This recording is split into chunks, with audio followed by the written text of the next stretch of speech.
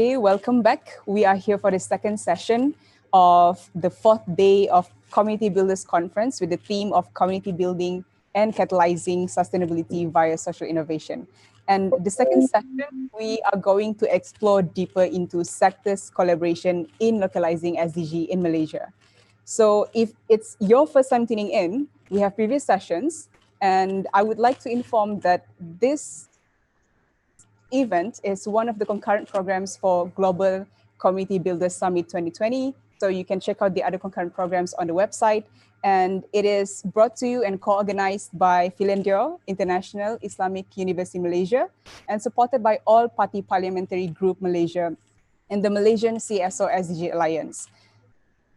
All right, I hope you are here full of energy as well and excited to go further.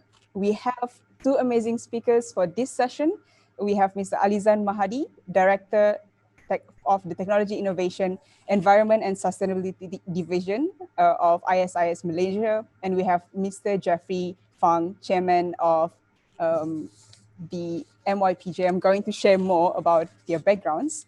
So we are going to have around 40 minutes of presentation by our speakers, followed by the question and answer session. So if you have any question, please drop your question in the comment section or your feedback or any opinions. We would go with the first speaker.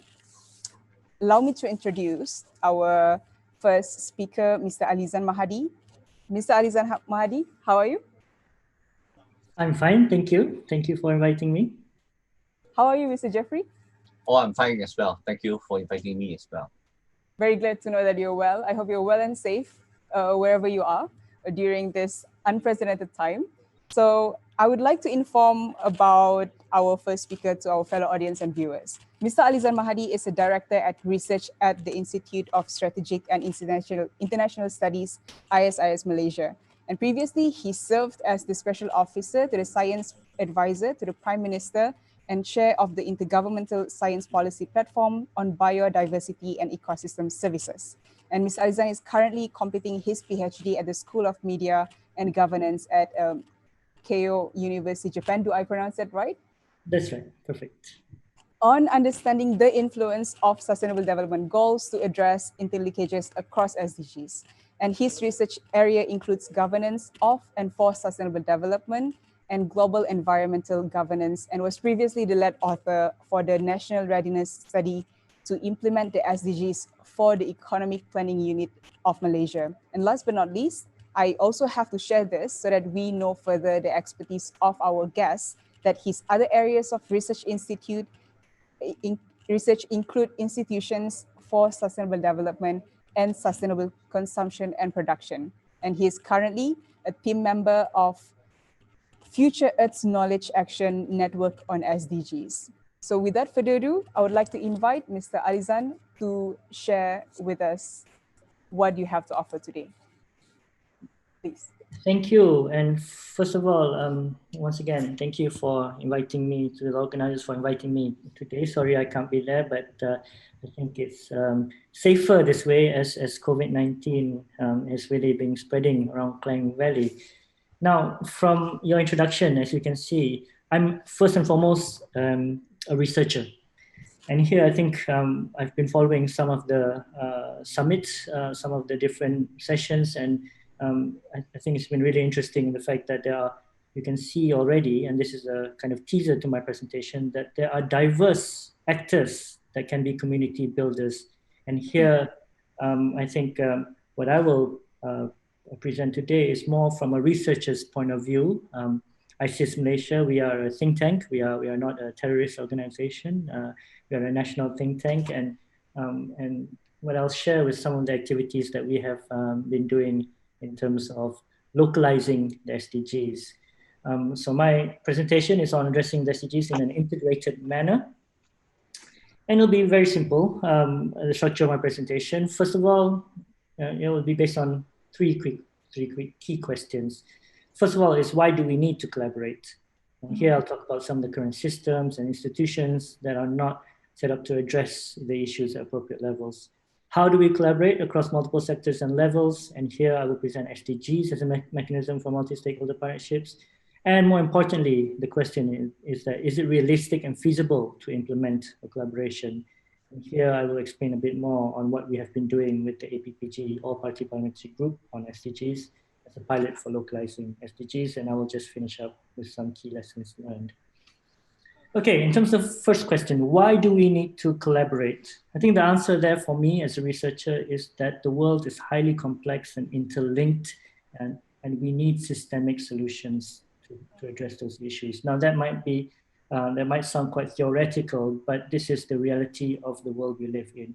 Here, when you look at the planetary boundaries, you can see that there are some areas that we have actually exceeded the capacity for the planet to sustain our lives. They call it the safe operating space for humanity. For example, in terms of biodiversity, we are heading, experts say that we are heading towards a 5th massive extinction event, and we don't really know well enough how that will impact our livelihoods. In terms of the other red areas there, you can see biogeochemical flows. Again, it sounds very technical, but we have been experiencing this where phosphorus and nitrogen has been seeping into our waterways, into our rivers, and they have been more or less choking our rivers. And we can see, of course, in the past, post the lockdowns, we have been experiencing water cuts in Klang Valley a few times because of the pollution of the waterways. And this is phosphorus and nitrogen due to agricultural and industrial activities. And here, I think we often see these areas as purely environmental issues, but in fact, they impact our livelihoods in various ways. And the most stark example for people in Klang Valley now is having to deal with water cuts. And when we look into the economic system, I think it is more clear now than ever before that we are overshooting our planet's carrying capacity to really provide the ecosystem services for us to survive. Here, again, as you can see, within our economic system, which consists of high consumption, etc., we are compromising the ability for our basic necessities such as water, food, health, of course now COVID-19, education, and so on. So what I'm trying to paint a picture here is, as you can see in these diagrams, it's very complex, it's very interlinked, and yet we often operate in silos. So how do you address such complex issues when we are not talking to each other? It's as simple as that. And even more, the bigger problem is our institutions that are meant to address these issues are not set up to address these issues in the correct way, and in particular, especially if they work in silos. You know, the way how nature is organized, if you like, you can see it from the right-hand scale is in terms of, the global level, the planetary level, biomes, bioregion, landscape, resources, the way society organizes in one way, but the way our institutions are established and arranged in many ways are not conducive to address these issues. I'll just give you a simple example. Once again, the issue of water. Water is transient. It flows across boundaries. It flows across boundaries across countries. It also flows boundaries across states in the context of Malaysia. Yet, again, in the context of Malaysia, water is a state matter. Water is organized, is governed at the state level, yet water, it flows across the different states. So we have states that are water deficit or at risk of being water deficit, while we have states that have abundance of water. So our governance systems are not set up to address these issues, and therefore we require collaboration to address these complex challenges. Now, how do we collaborate? And the question is, can the SDGs address these complex issues? When we talk about the SDGs, I always highlight that we need to look into the 2030 agenda in totality as well. We cannot just look at the 17 goals. So here, there are 5 important principles of the 2030 Agenda for Sustainable Development, and they are universality, leaving no one behind, interconnectedness and indivisibility, inclusiveness, and multi-stakeholder partnerships. The final 3 in particular, interconnectedness and indivisibility, inclusiveness, and multi-stakeholder partnerships, demonstrate that we need to look at the SDGs as a whole, and it requires collaboration to achieve the SDGs. So when we look at the SDGs from this complex manner, you come up with, or us researchers, we come up with complex diagrams like this and to show that everything is interconnected, but I won't go into that in detail, but the key thing is how do we implement it and is it feasible to do so? And that's the main question, I think. And although there's no concrete answer for this, I would like to share a bit about what we have been doing with the all-party parliamentary group on SDGs.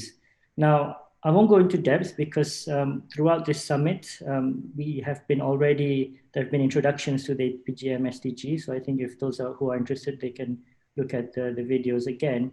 But more from, in relation to my presentation today, it was, I would say, the structure that we use for collaboration is quite a novel structure, whereby we tap into the parliamentarians as the champions of SDGs, and they have the convening power. They can convene the local stakeholders, they can convene different stakeholders, and they can become the champion to resolve some of the local development issues, something that other stakeholders might be having a challenge to do. And then we work with civil society leaders to coordinate, facilitate, and do policy advocacy for some of these issues on the ground. We work with, of course, government agencies who are responsible to do the delivery of development issues, but once again, often we have a challenge that they work in silos. We work with local stakeholders as well, of course, and local stakeholders are crucial, and I will explain later, in identifying what are those issues as well as finding what are the solutions to those issues. And of course, we have a network of researchers that we collaborate with, and often when we do our studies on the ground, we will work with local researchers as well. So again, the question, is it realistic and feasible to implement a collaboration? Well, from our experience, yes, we have been doing that. And one of the key interesting things is when we go to local level, what I explained earlier might sound quite theoretical, quite complex to many people, but actually when you go to ground, that is exactly how issues manifest itself. On the ground, issues are complex, issues are interlinked, and often the simple framework of addressing issues in silos does not work on the ground. For example, we went to 10 locations here, 10 parliamentary locations. For example, in Pendang, there's an issue about land ownership in relation to agriculture, touching on issues of availability of food, touching on issues of institutions, which are cross-cutting and so on. In Jili, it is a constituency that is very dependent on rubber.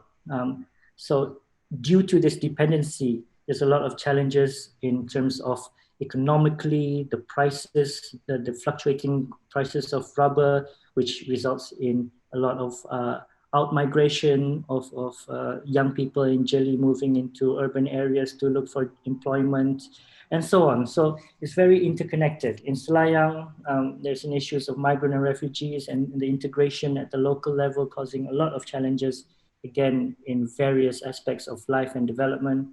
In PJ, the issue, especially in PPRs and in low-cost housing, I think Jeffrey will speak about it later. Again, it's not simply one issue, but it has resulted in many social issues, many even environmental issues and economic issues. In Bentong, Bentong is well known for its agricultural land. Bentong ginger, for example, is very famous. But yet, for example, when COVID-19 hit, the residents in Bentong did not have access to food because many of its land were converted into large plantations rather than for agriculture or subsistence agriculture. Tanjung Piai, in Tanjung Piai, it's quite a unique, iconic place, I would say. Tanjung Piai sits at the tip of the Eurasian continent, yet due to many reasons, its tourism industry is not, it does not have the facilities to become world-class, etc. There's a lot of garbage, waste disposal is very poor, and therefore it has not been able to become a tourist destination. In Kuching, there's various squatters area, once again, with issues that cut across every social and economic issue that you can imagine. And Batang Sadong, which is kind of a semi-rural area. They have a lot of agricultural produce, but they have no markets to sell it.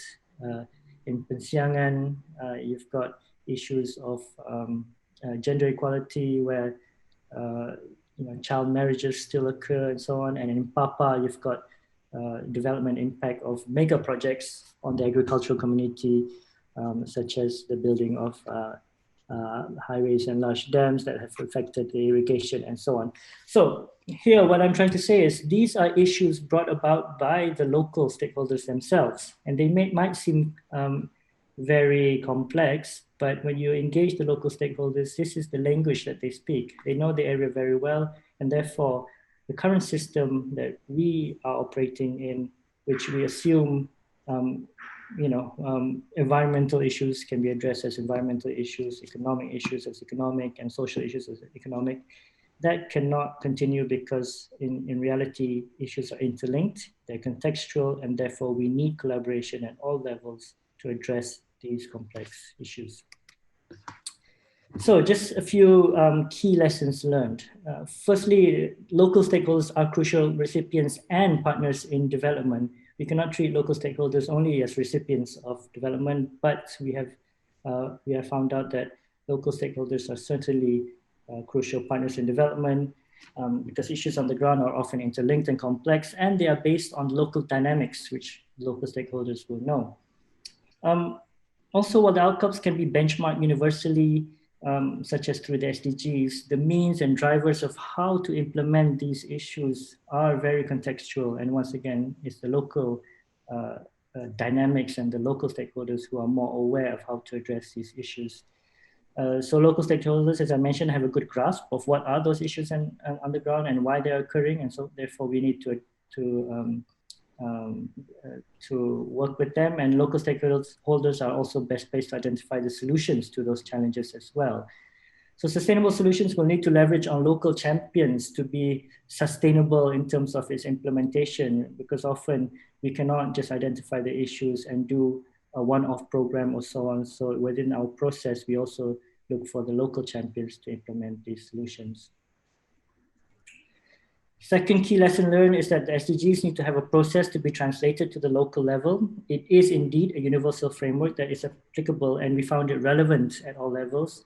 However, there needs to be a process to translate it to the local level rather than the other way, rather than just kind of forcing the local level to adopt the SDGs. It needs to be contextualized, it needs to be translated to be relevant to the local issues. Many times we find that some of the local issues, they are indeed relevant to the SDGs, but they are framed in a way that are not relevant. I'll give a simple example of, you talk about waste disposal. To some of the local stakeholders, it's as simple as not picking up the waste or so on. But when we dig a bit deeper, the lack of waste disposal has resulted in health issues, has resulted in of course, environmental issues and so on. So if you frame it that way, it's a larger issue than simply an issue of waste disposal. Local issues are also contextual and therefore require a process to understand and expertise to map to wider outcomes.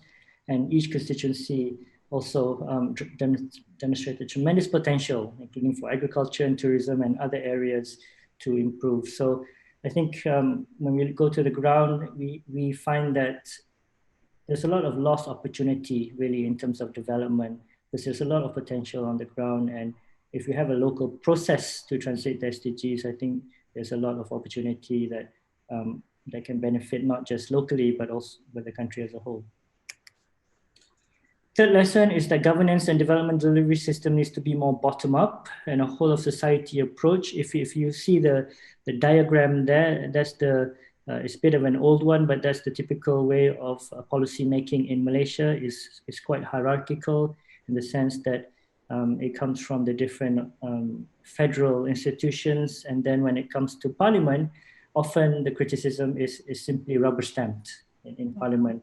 So what we have done with the APPG is that we had a local process to make it more bottom up, led by the MPs across multiple stakeholders, including government agencies, civil society, local government, academia, and the different target groups at the local level.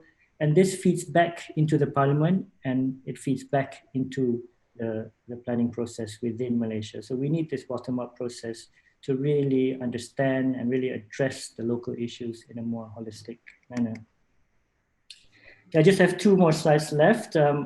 Fourth lesson is it's a cautionary note, really, and I'm just paraphrasing Bill Clinton in his presidential campaign in 1992, which he said the most obvious thing that voters want is the economy is stupid, and here the most obvious thing as well and barrier is the political economy. Now the current economic system and its influences to the political system drives much of decision making in the world we live in today, either at the global level or even at the local level.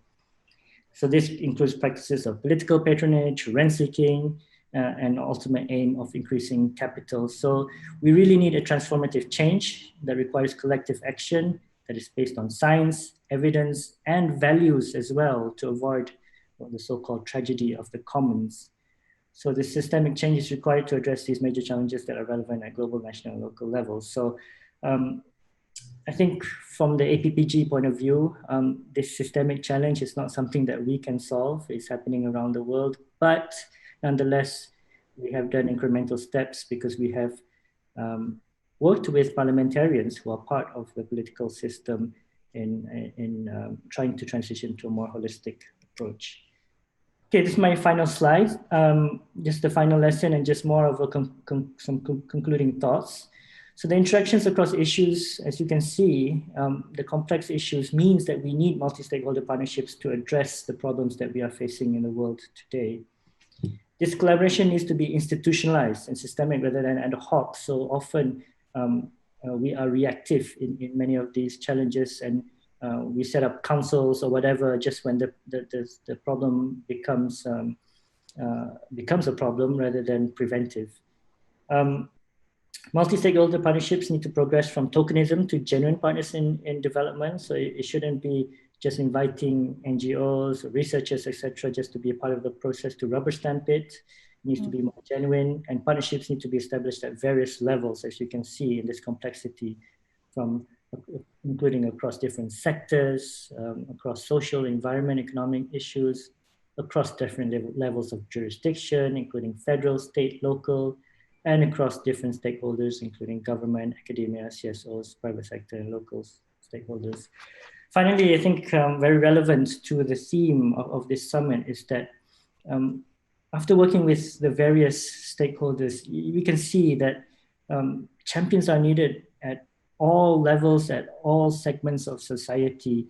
And when we work with the APPGM, we can see the different roles that the different stakeholders play. And myself as a researcher, we work closely with civil society leaders, we work with parliamentarians, we work with the local stakeholders, and each has a very crucial role to play within the development jigsaw, if I can put it that way.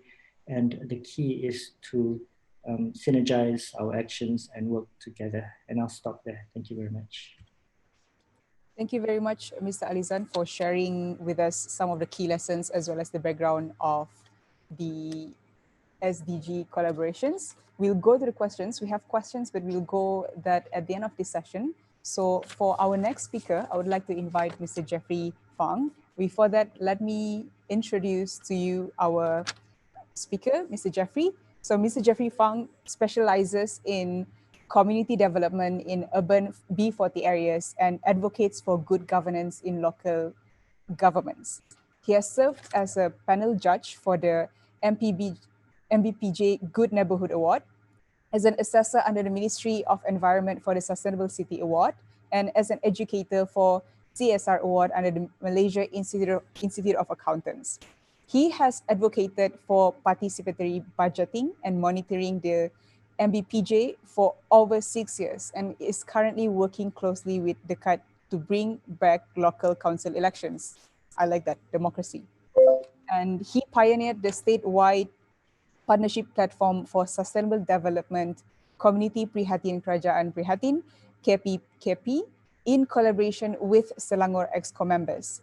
KP uses a unique top-down, bottom-up approach to eradicate poverty, which is the SDG number 1, and to promote livable cities, which is SDG number 11. And he's the chairman for MyPJ, a coalition of Petaling Jaya residents associations. MyPJ also plays an active role in Gabungan Bertindak Malaysia, GBM, CSO SDG Alliance, Coalition for Governance, Integrity, Accountability, Transparency, as well as in CSO Platform for Reforms.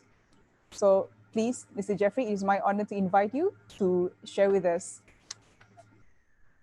Thank you very much, Belindio, and also for IIUM for inviting me. It's indeed an honor to present to your esteemed crowd. Let me quickly share my screen first.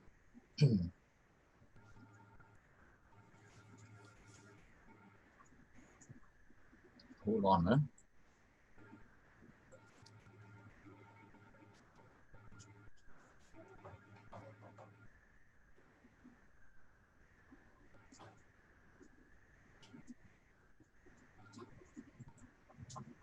Sorry, I don't seem to be able to find my screen. No worries, take your time.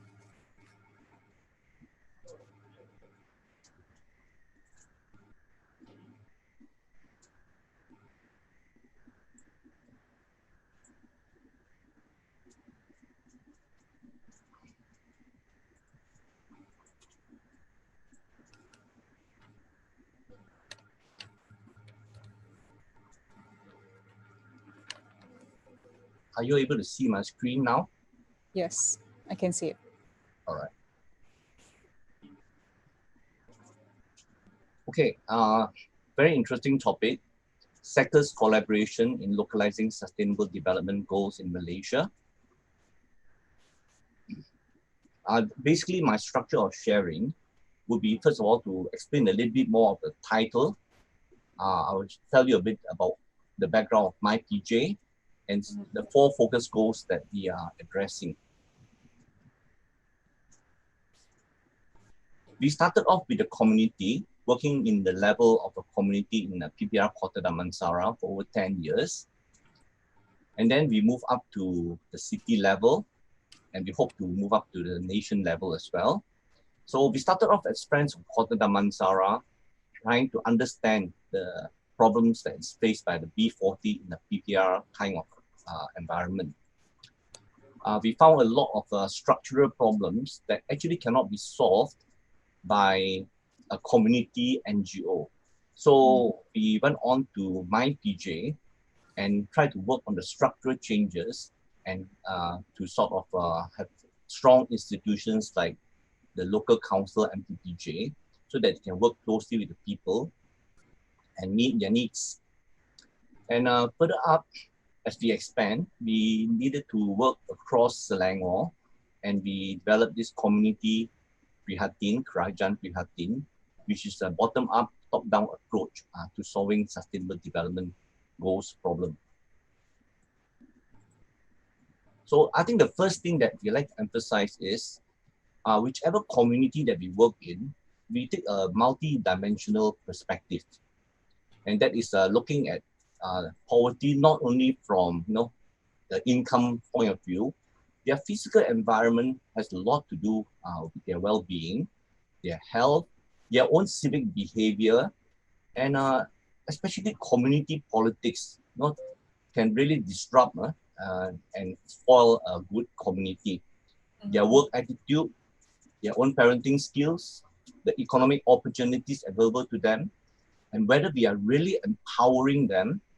The budget of the local council will also affect governance. And these are just some of the multi-dimensional issues that affect poverty. So in that sense, what we are doing is we are looking at every community and see how we can solve this, and at the same time work with other NGOs in partnership. So when you look at this multi-dimensional perspective, then you will begin to realize that partnership is actually so very important.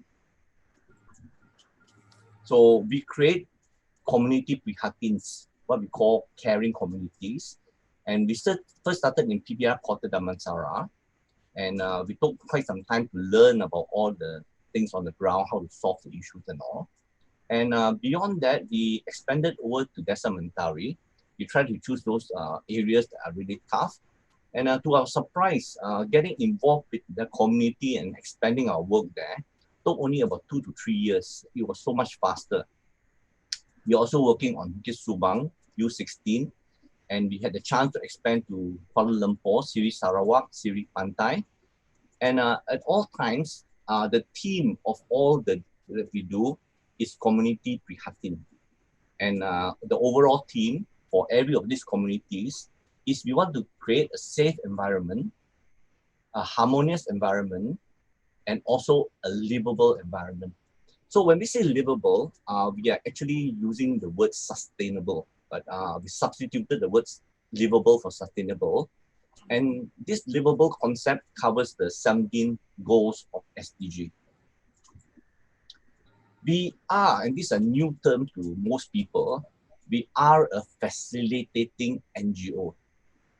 We understand the context of the place, the politics of the place, and when other NGOs, business, government agencies, local councils, or individuals come into the area that we are that we are looking after, they can actually come in straight away and do what is their strength, what they do best. And we will provide the context. And in many cases, we will provide the hall and all the context, the leaders, everything. So in that way, we want to make sure that every NGO comes in, contribute their respective strength and resources, and together we will create a better environment and empower the community. So this new term, we are a facilitating NGO.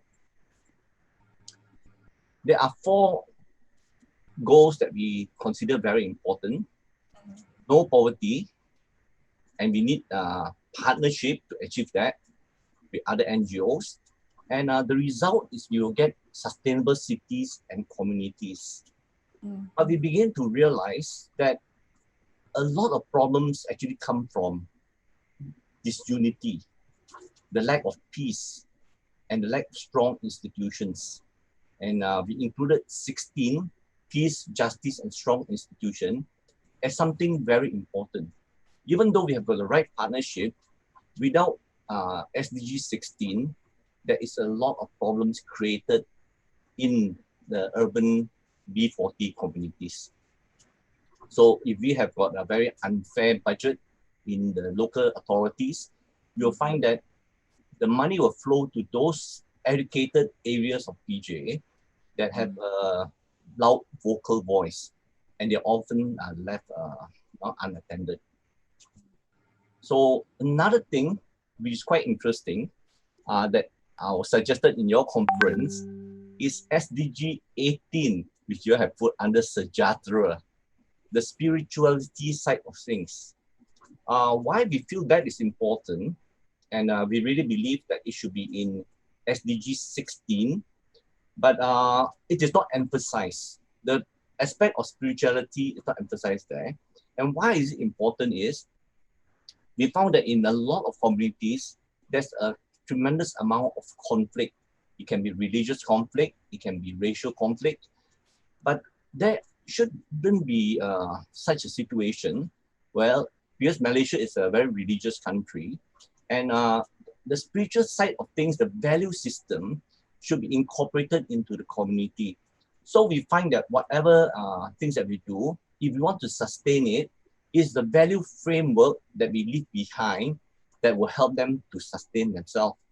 So I'll just explain a bit more on this one.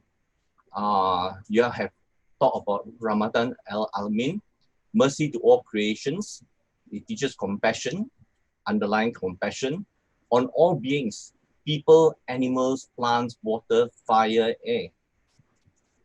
And recognizing these stakeholders are quite important, especially now in PJ, with all the water disruption. Water has to be treated with proper respect and care. Animals have to be treated well. So if you have all this imbalance, then you will find that the living environment will not be good. Then the other one is Maqasid al-Sharia, the attainment of good welfare, advantage, benefits, and warding off evil, injury, loss of creatures. So all these are actually care, stewardship of our environment and of the people. But in all religions, this emphasis on mercy and compassion is there as well. So in Christianity, there's a story of the stoning of the woman who had committed adultery. And there were lots of people wanting to stone the woman.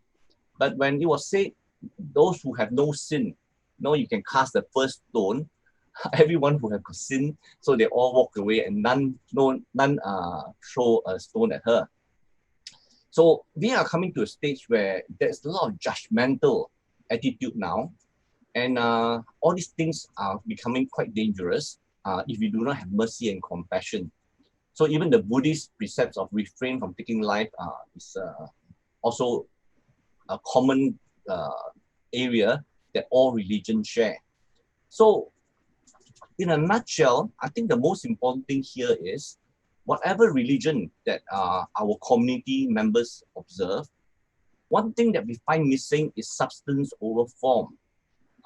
Many, whatever religion is it, practice the form of the religion, but not the values in substance. So if we can have education that emphasize, practicing the true values of our religion, that will also form the value system of a community. And with compassion and mercy, you will find that there will be less kind of a jungle survival instinct where we see a lot in the B40, where I will grab all the food aid first before other people get it. It's a survival of the fittest. So Sejahtera, SDG 18, is really very much into 16, but not well emphasized. So the logo that we often use for our community thing, at the very center is the word love.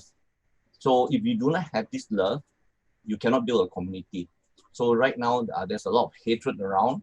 Hatred will not build a community. It's only love that can do it. So this value system, this spirituality, is not often emphasized when you talk about community development. But nevertheless, if you are involved and you can see the amount of conflict inside there, then you realize it's very much needed. So let me go over to the main thing that we're talking about, partnership, trisectoral partnership. I'll talk about the importance of the intersection, the service delivery chain, and this concept that we are introducing first time and explaining it publicly, the HIS community empowerment approach, sectoral partners, governance, and open data. So we talk a lot about trisectoral partnership, but what is very important is we must emphasize the point 1, 2, 3. If you do the overlapping area well, you get to 4, which is perfect harmony between community, business, and government. But the business is profit-oriented, community is welfare-oriented, government is supposed to safeguard all of us. We have got conflicting agendas, but understanding this area 1, 2, and 3 will begin to pull us together. So for us, multi-sectoral partnership, we emphasize a lot on our overlapping areas, the point of cooperation. We will explain this with a case study later on. But what we do is we look at the service delivery value chain. From the urban poor right up to the state exco and the federal, there are people that are supposed to deliver service to us. The NGOs, the councillors, the local city council, the adults. And in all this, there's always a weak link. So identifying the weak link will help us, but sometimes we cannot substitute the weak link, so we have to approach it differently. So this is our approach on collaboration, that when we do a collaboration, number 1, it must be holistic. We look at the whole picture in this jigsaw. We know what the big picture is, but we know what are the missing pieces that we need. But we'll wait until the right NGO comes along, and then we'll approach that. So that will make us more sustainable. We are not addressing things that we are not capable of. The other thing is, every NGO that come in, whatever work they do, we are the ones that integrate and make sure that when they leave, the sustainability is still there. The other three things is it must be systemic. And if there is no system, then you'll find that there's no sustainability as well. So in this technology age, system would also mean a knowledge base, a database, and a electronic structure to keep things together. Or else then you will have a loss of corporate information, corporate memory, where whatever good that one NGO have done so successfully, the knowledge is forgotten, and then after that, you start all over again. So the structural part is also very important. When you look at how leaders are being elected, you'll find that there's constant conflict there. The main conflicts will be with three organizations: the Residents Association, that's looked after by Registrar of Society, the Rukun Tetangga, which is looked after by the Ministry of Unity, and after that, you have got the JMB, the Joint Management Board that look after the building. All of them have got their own agendas and they fight quite fiercely. Then the next thing is synergy. When two NGOs come and partner, we want to see 1 + 1 = 3. And in a case study, we show you how it will actually occur.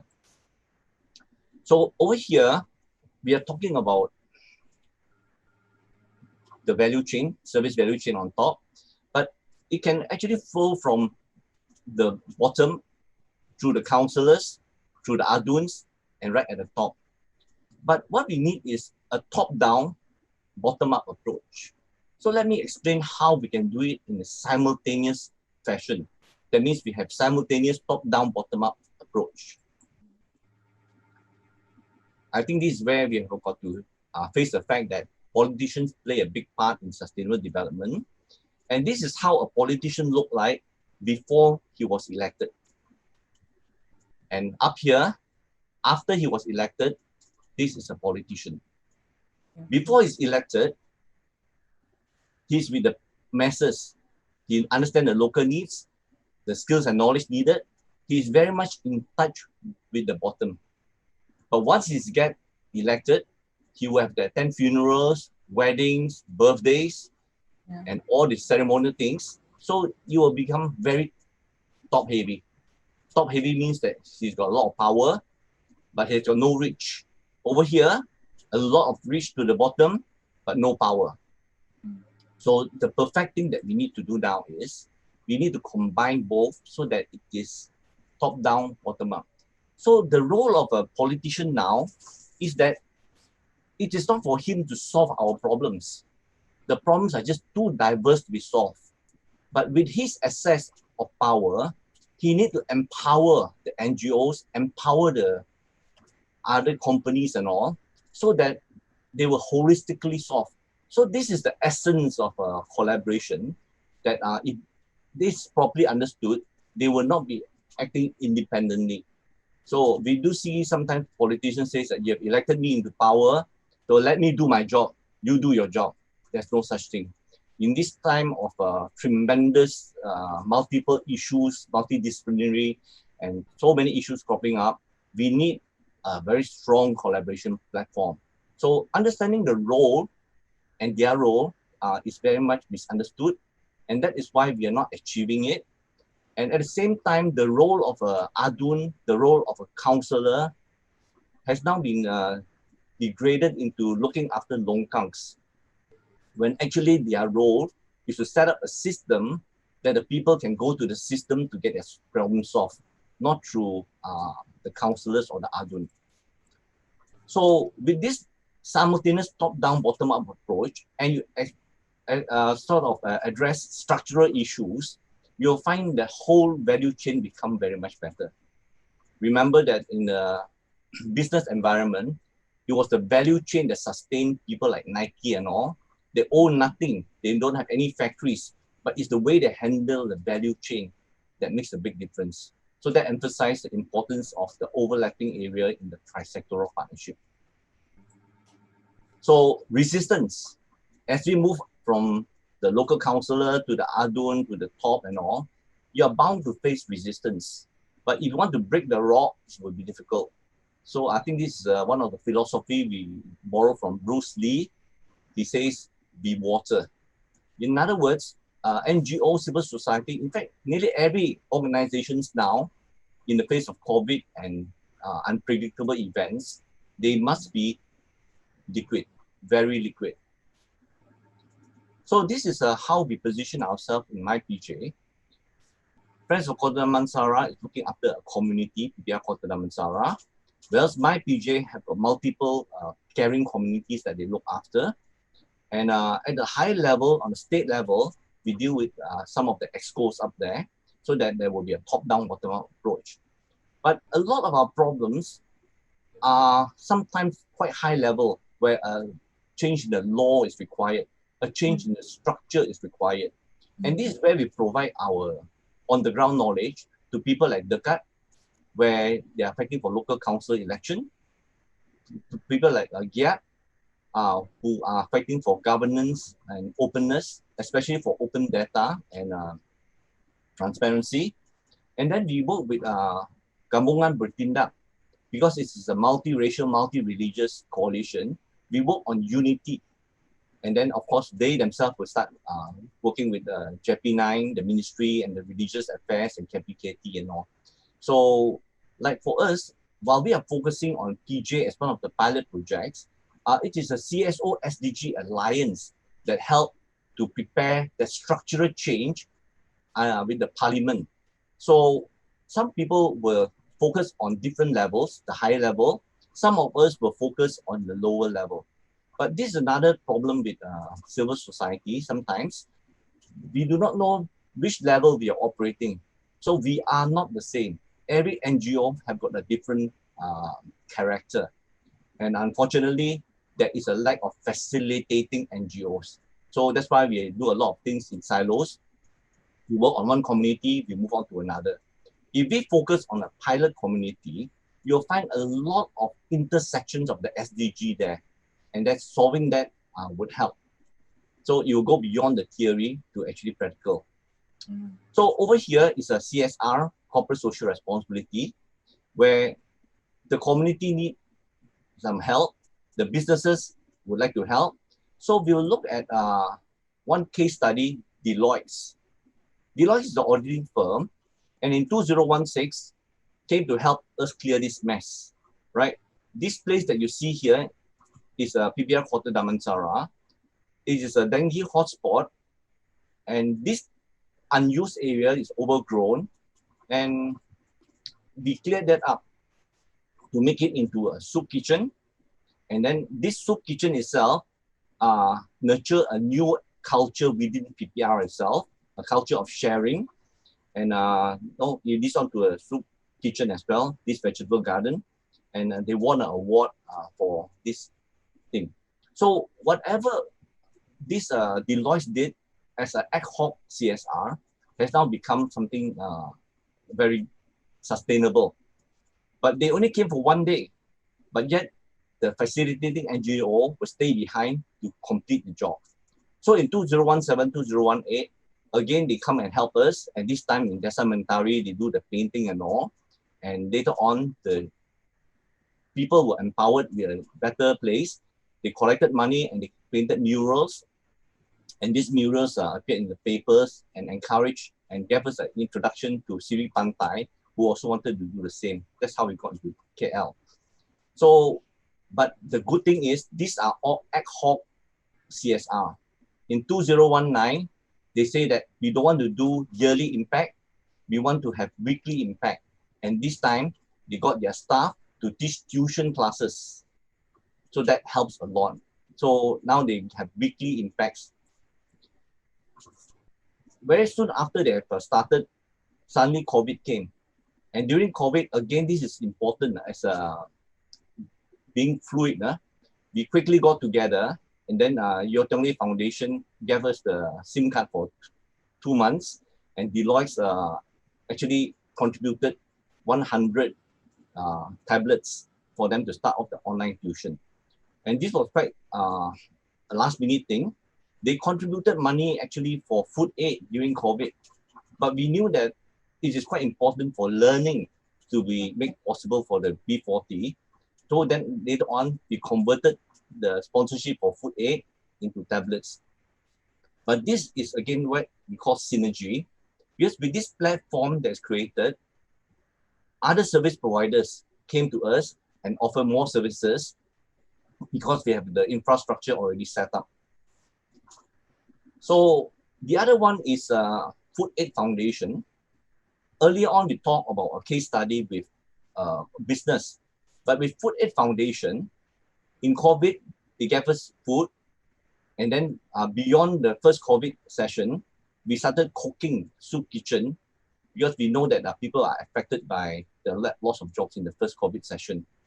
But after working with them, the partnership grew stronger, and we decided that social enterprise is important as well.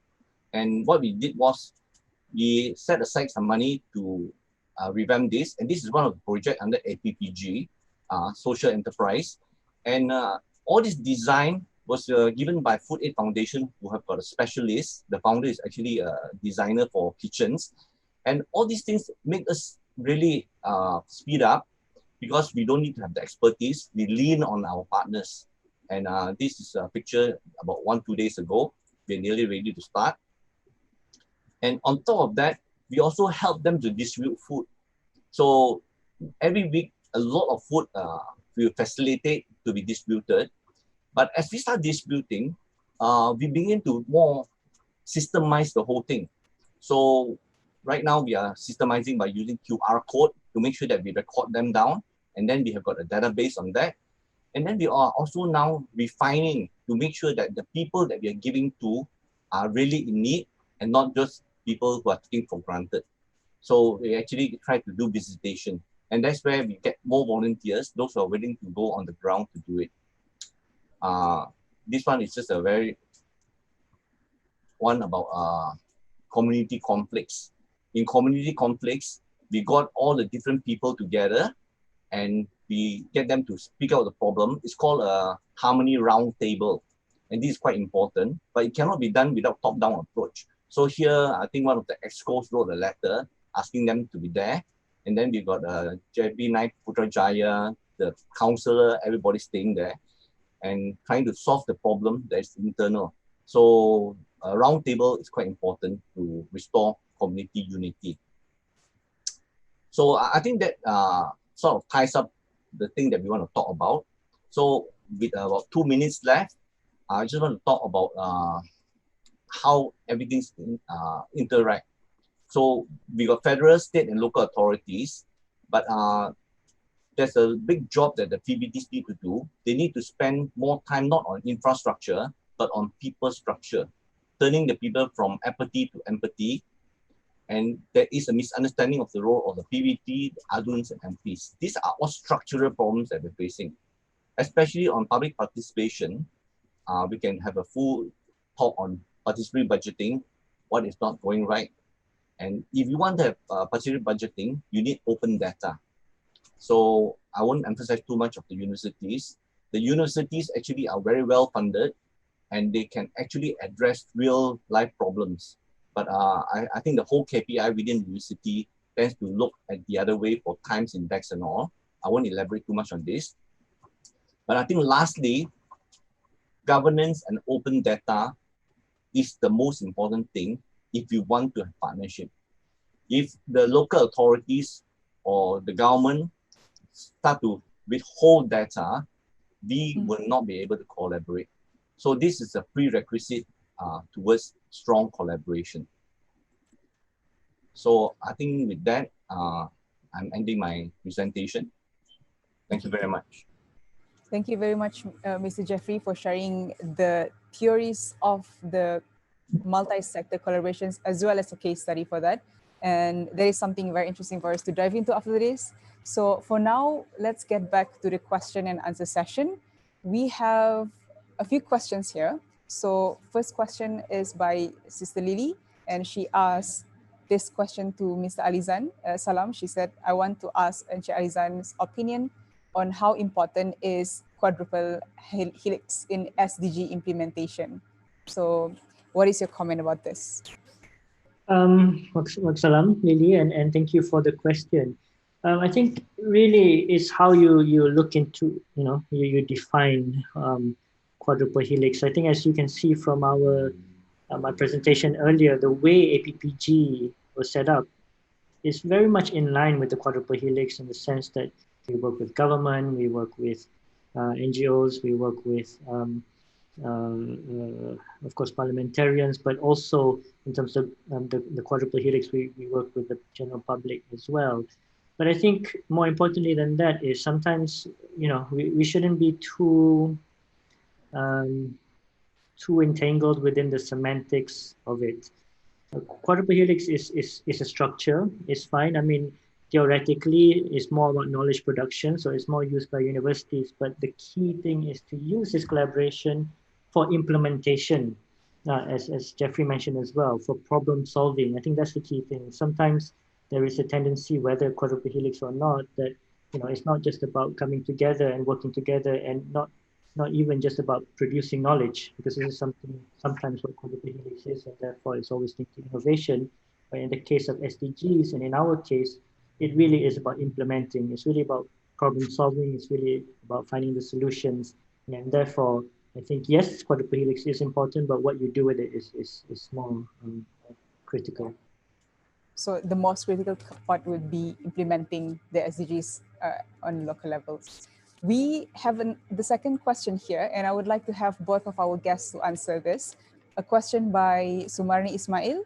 The question goes like this: how do you see youth involvement and participation in community volunteer work during and post-COVID in Malaysia, given that youth is one of the largest group in our country? So, Mr. Jeffrey, what do you think about this? Oh, I think there's a tremendous potential among the youth to transform the country and to help the country grow. There is one thing that is lacking, and that is intergenerational collaboration. For us in the industry, we have already sort of established certain systems, certain things that we think can work, right? It's a baton that we should pass over to the youth, and they don't need to reinvent the wheel. So I think most of the youth are starting fresh again to reinvent the wheel. But actually what we need is intergenerational collaboration. But it's a very sad thing because if you look at some of these old established NGOs, many of them have members average age about 50 years old. But yet the youth are starting their NGOs from scratch. So I think there's a need for the older people to readjust their models, but we need the freshness of approach from the youth. But the momentum and the personal relationship, which needs a long time to build, that's the baton we want to pass on to them. So the focus on intergenerational collaboration is just as important as trisectoral partnership. Yes, intergenerational participation and cooperation, instead of having the young people seeing problems as well as starting NGOs from scratch when they're already existing entities who are addressing those problems. What do you think about this? What are your comments, Mr. Alizan?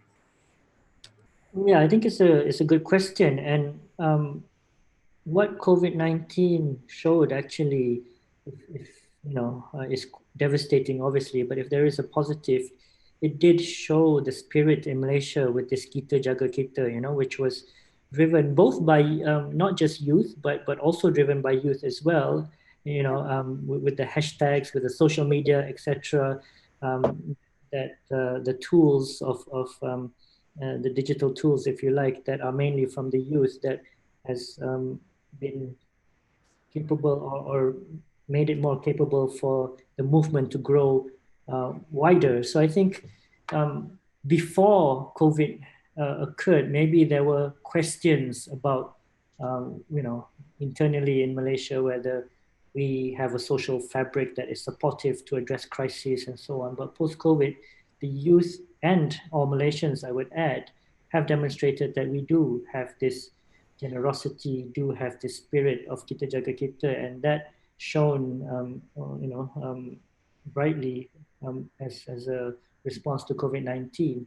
Working on APPG as well, we have seen a lot of youth NGOs working together to resolve some of the local issues as well. So I think youth participation is good in Malaysia, but I agree with Jeffrey as well that, again, the key thing is intergenerational collaboration, but also collaboration with all the stakeholders, which requires time and effort and energy. So I think that is the next step forward.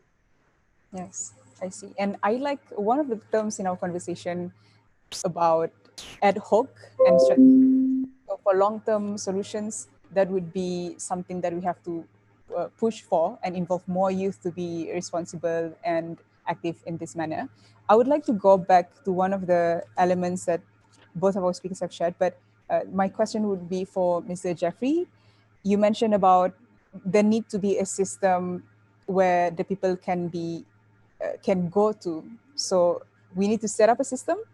So when we need to solve any of our problems, this is the system that the local people would go to. Is this the same, or does this equate to having a facilitating NGO, or do you mean something else, like other system? Yeah, I would say that it is a system that is needed. For example, the system that is quite important is a leadership system. Okay. So in most of the urban poor areas, you have got people that are leaders and many bad leaders, because they became leaders because of certain personal agenda that they want. I think $6,000 per year that the RT give, $10,000 that MPPJ give to the Persatuan, all those are big incentives for people who to grab power. So we find a lot of wrong leaders are in place, but they will stay in place because of the apathy of the critical mass. The critical mass do not know what is going on. They will complain, but they don't want to do anything. So educating the critical mass is quite important, so that you will leave behind a strong, honest leadership system. And if they allow for sort of trustees to overlook things, then there will be some oversight that NGOs can provide as well after they leave the place. So these are what we call systems that not only about electronic system, but it addresses the leadership and the personal people dynamics inside the community as well. So when I say system, it is really about computer systems and organizational structure systems, a whole system of getting things done. So there are system, inside the machine that needs to be developed as well as set up. And it goes back again to the leadership and how the people are elected to lead the community and to bring forward their issues. I would like to ask Mr. Alizan about this. I think this is also related to the conversations around systems. You mentioned about there is a need for an institutionalized collaboration, a genuine partnership. So institutionalized collaboration, can you share with us more about this? How does it look like? What do you mean by that? Yes, I think it goes back to your earlier question of whether ad hoc or institutionalized.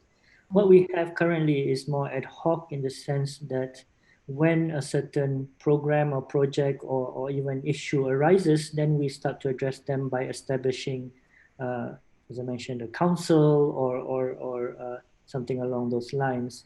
But the problem is many of these issues are long-term, again, systemic, and therefore it requires a structure and process. And what I mean by that is, firstly, it requires an institutional structure whereby, I think I shared within my presentation, there is a space quite simply, if you put it in terms of local stakeholders, where local stakeholders can go to, whether it be NGOs, whether it be government, to bring up some of the core issues that are some of the most pressing issues that they are faced with.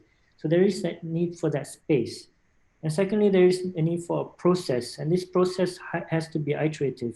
As we all know, everyone who has been involved in development, the process is continuous, iterative, and it builds upon the previous process. You cannot just do it in a one-off. You cannot do it again ad hoc. It has to be continuous, and certain things will emerge down the line.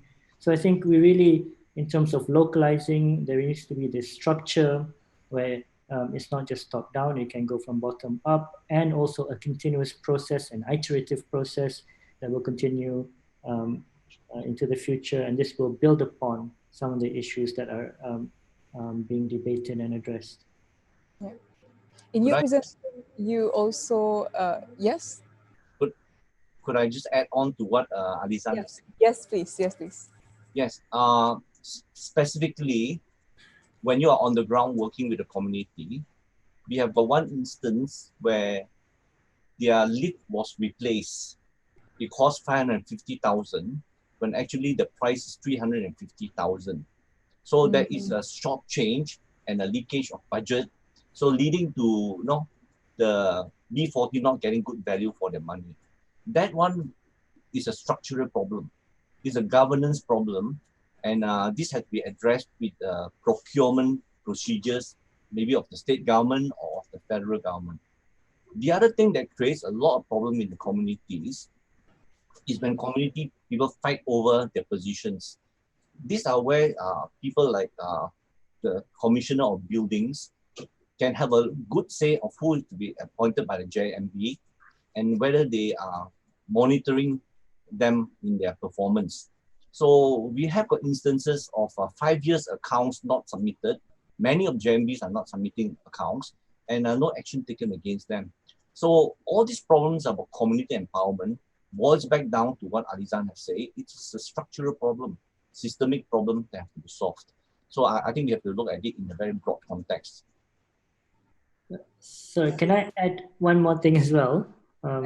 Going into a bit more specifics, because you mentioned election as well, I think.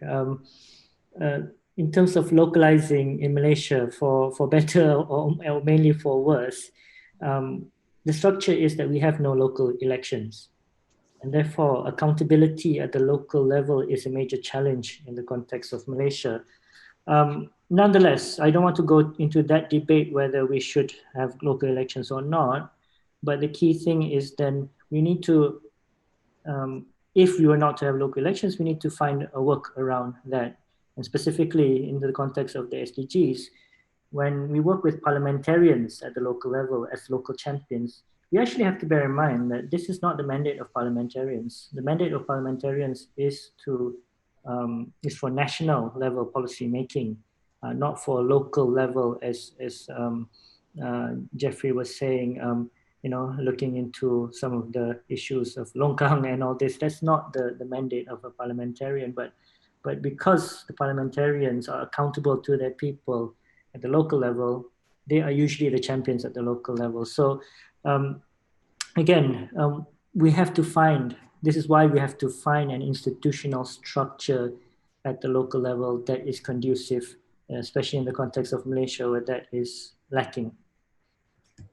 Yep. Mr. Alizan, you also share in your presentation specifically highlighting about the roles of universities.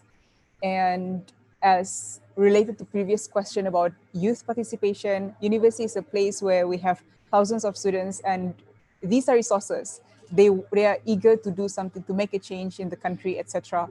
But when we look at the presentation of both of our speakers today, it's very important to mobilize as well as coordinate our resources of students and youth into the system of more collaborations, of multi-sector collaboration. So can you share with us what are your thoughts around the roles of universities, specifically to move the resources that they have in terms of research and as well as the syllabus?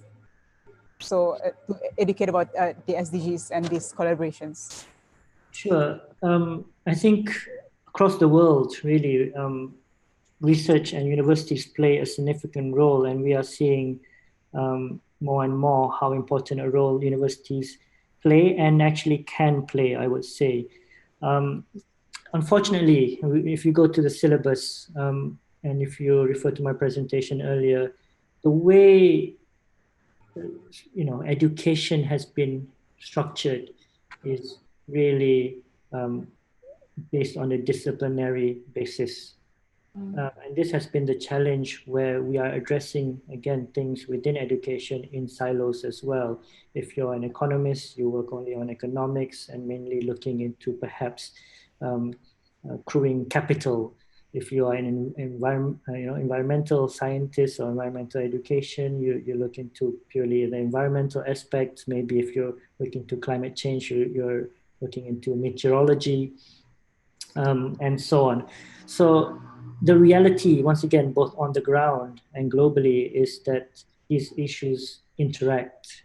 We need climate economists. We need various intersecting disciplines to work together, or to have the capacity to address multiple issues. That is the future of education.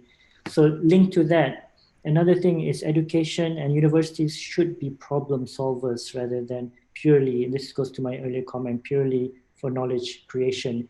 Knowledge creation, knowledge generation is a very important part of universities, and as well as contribution to society. But I think as we are seeing, we're heading to a climate crisis, biodiversity crisis, universities need to play their part in problem solving. So again, it's quite a big ask, as Jeffrey mentioned. We shouldn't just be doing KPIs and writing papers and so on. It's quite a big ask, and it's not easy. But I think programs such as the APPG allows that, once again, process for researchers to contribute to these development projects, and also the SDGs generally allow for that multi-stakeholder partnership for universities to participate in development. Yeah, universities should reorient education to be more relevant with the current crisis, especially driven by the SDGs. How about you, Mr. Jeffrey, looking at the roles or how the education institutions, perhaps around the community that you work with, how do you see the current situation and relationship with the work that you're doing, and what do you want to see better, the roles that they can play? Yeah, I think there's some encouraging signs that some universities are moving on more to apply. There's a difference between pure research and applied research. Generating of knowledge is pure research, but application of knowledge is equally as important. I think we missed quite a lot earlier on in the IT industry by focusing on programming, but actually it's creating of systems that are more important. So if you look at Alibaba, he hasn't even gone to university, but he can conceptualize. And because he's able to conceptualize and use the sort of technology on hand, he's able to amass and create big value. So, but currently our universities do not cater for mass customization. Every lecturer is a research person. It's not true. Some lecturers are more people-oriented. They like to work with students, develop students, and they should be creating the value system in the students. And some people are more community-oriented.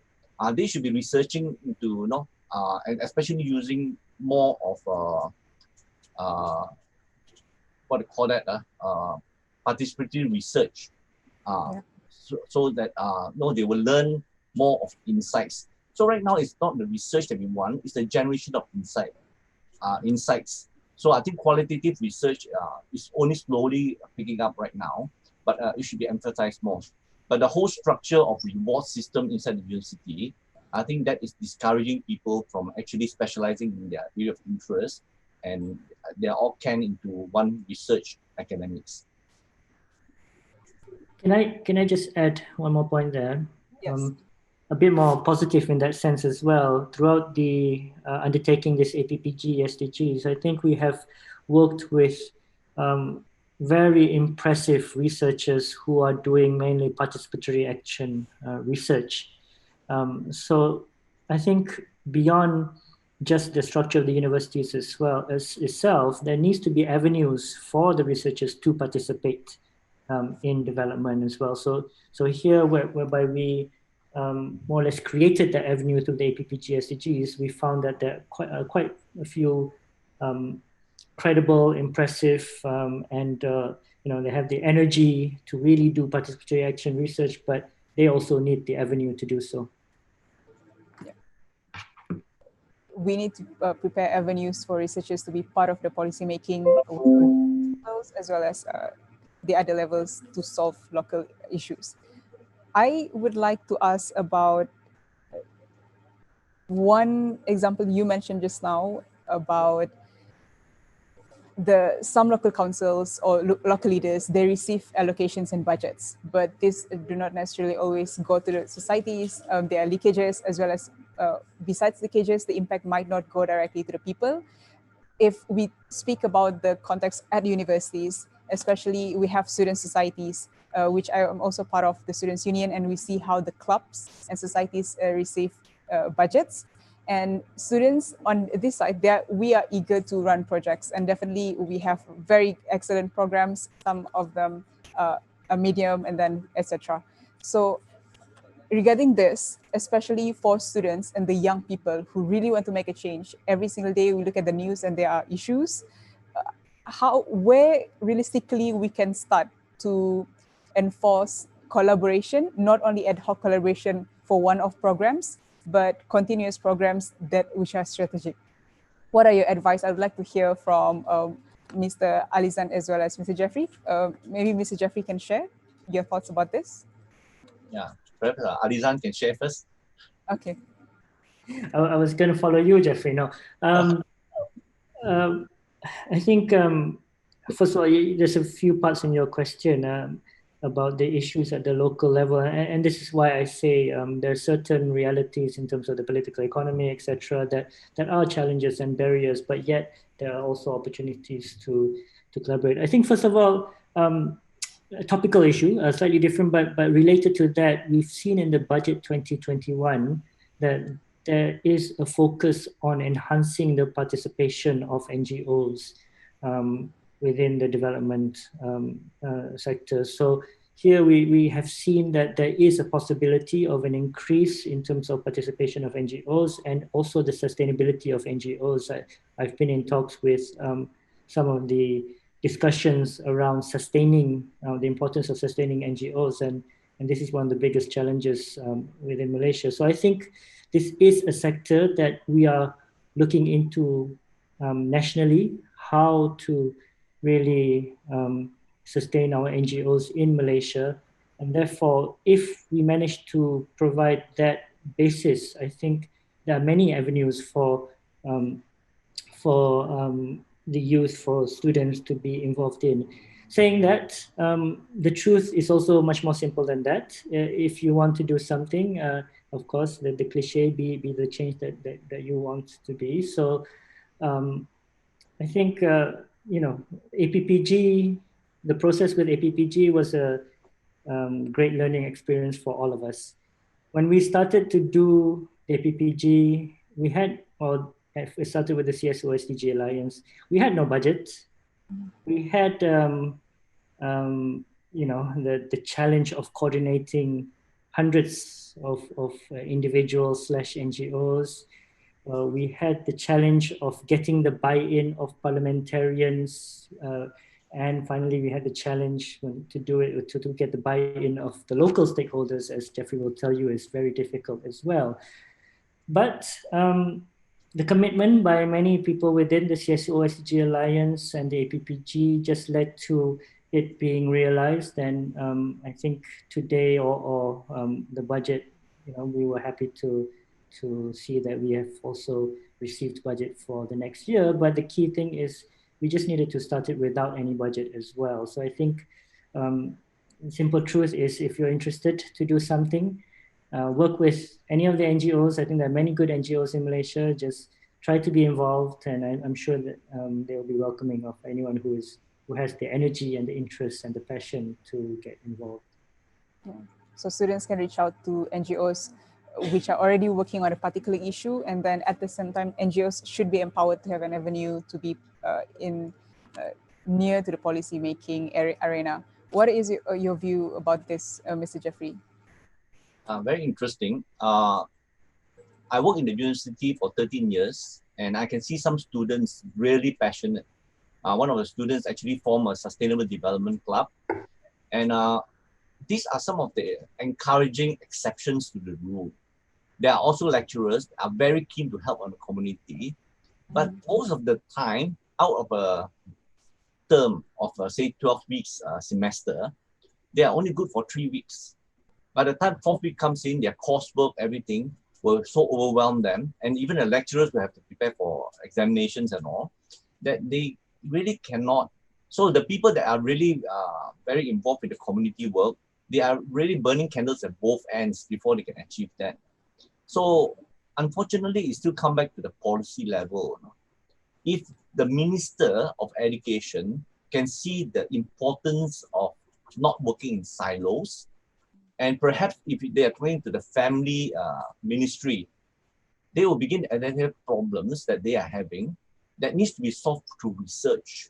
And it's up to the education minister to encourage this kind of collaboration, inter-ministry collaboration.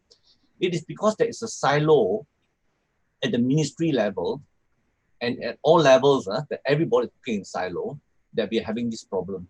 So I think we can find individual exciting examples, but unless the structure is not addressed, if the structure is not addressed, then we would not be able to really see rapid improvements in achieving SDG. So it's a structural issue that's holding things back. If I can just add once again, one more thing.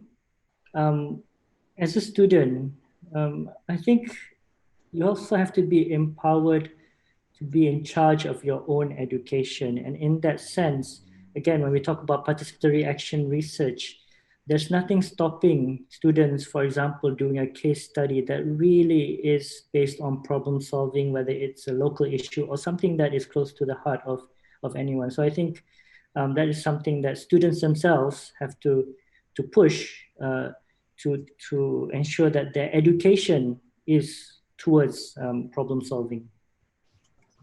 Can you share and elaborate more about being empowered in our research? If are students not empowered enough currently, in your opinion, to choose, for example, what topics they want to do, or is it you're referring to the systemic environment of how education runs? I think it's a bit of both, really. I think it might be. I haven't done research on this as a researcher, so I'm just qualifying it. It might be a cultural setting as well, whereby there is a tendency to really, for example, undertake research that your supervisor is doing or your professor is undertaking rather than carving out your own way. Now, I have been lucky to have had the experience of undertaking my postgraduate study, my master's in Sweden, where the tagline is really take charge of your own education. And therefore, the professor only acts as a facilitator to whatever you choose to do. And therefore, I think for those who are passionate, if you are interested in doing participatory action research, I think really just go for it. And I don't think from a systemic perspective, it's more of a cultural perspective, maybe, or a perceived cultural perspective, but the way education is organized should not be based on, again, a top-down or led by certain personalities or so on. So if you're interested, research and knowledge is crucial towards development issues. So make use of it, make use of your time in university and really address things that are close to your heart and things that are impactful. Fantastic. I see and I understand from what the both of you have shared. One, the Minister of Education is in a position to make a policy where it would encourage more multi-sector collaborations, as well as from such policies which are in tune with what is happening currently with COVID-19 pandemic and all the crisis, then we can slowly change the culture of how education and students run our researchers, etc. So in 1 minute, perhaps for respective of our respective guests, 1 minute, what are your final message for civil societies as well as those who are passionate and committed about in community building? Anything that you want to say, Mr. Jeffrey, please.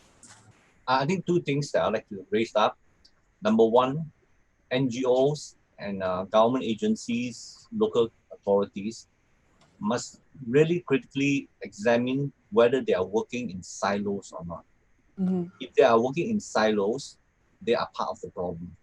So that is the first thing. And NGOs themselves also must learn to integrate themselves with others as well. Yeah. So the other one is we need to increase participation, public participation. A lot of decisions are made without a feedback loop directly from the public. So this have to be institutionalized. And of course, we profess that we are open to transparency, but there is an absence of open data. Yeah. Open data is something that we support, that the local council should publish so that we will know how to act. Mm. But right now, the only one that they publish and out of date is the dengue figures that we get. Can you publish things like how many JMBs have not submitted their accounts, no? And all the other pertinent things. So once there's open data, then the people are empowered to give feedback and to help out. But the main impediment right now is lack of open data. So we face that a lot in the budgeting process. When we ask for budgeting, they just run rings and just try to evade not giving us the data. So I think these are things that the state government should start to put in and make it right. So silos, working in silos is the main barrier. And the other one is public participation, open data. Thank you.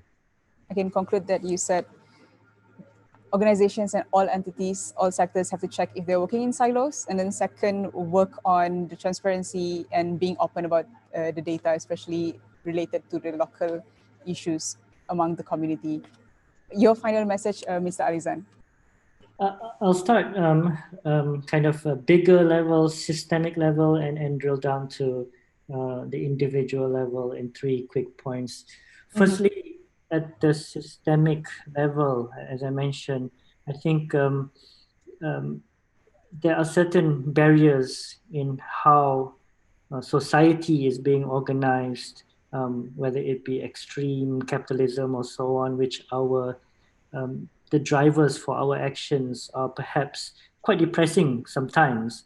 So the first thing there is we really need to look into values. I think Jeffrey spoke about Makasid Syariah, IUM is looking into this.